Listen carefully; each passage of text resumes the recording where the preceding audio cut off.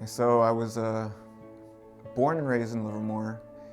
I figure typical kid, didn't really cause any trouble, always, trying to be liked by everyone.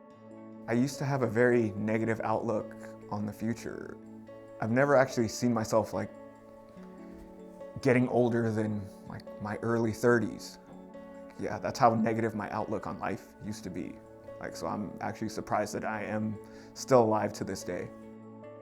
Leading up into my mid-20s, hadn't really gone to church too much, grew up in my family would go to church every once in a while, to like the Catholic church. So one day my neighbor, he invited me to church, and I told him, nah, I'm good. And anyways, about a month later, I actually took him up on the offer.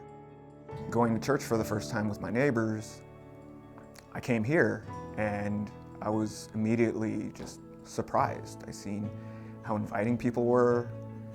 They had the worship music going on, and I was already surprised and shocked by how happy people were and actually singing and clapping. The pastor started speaking, and I was like, wow, I can understand what he's saying, and it's relatable to my life. And by the end of the service, I couldn't wait to come back the following week. Through the years, I'd get involved in other ministries, such as like serving as an usher or singing on the worship team. Once I started actually taking my faith seriously, that's when God really started to move. I started helping with the youth group, and I don't know, it's hard to explain. You're just spirit-filled, and you have this peace and calmness about you where you know that what you're doing is what you're supposed to be doing, and you are seeing change not just in your life, but around other people. I never felt like that I was enough. So I always had to have something to prove, whether I was good enough or worthy in a sense. And, God comforted me in that, and he let me know that, I am worthy, I am accepted and loved.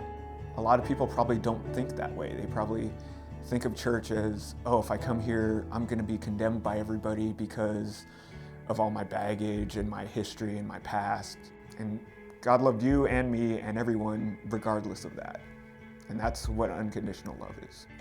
To anybody that comes to church for the first time, like following Christ is not easy, but then again, you have other people around you to help you out.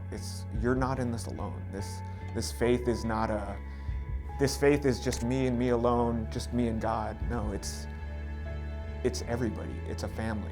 You just have to allow to let people in. Because if you don't, you're going to be in it alone when you don't have to be. My name is George Doulos, and this is my story.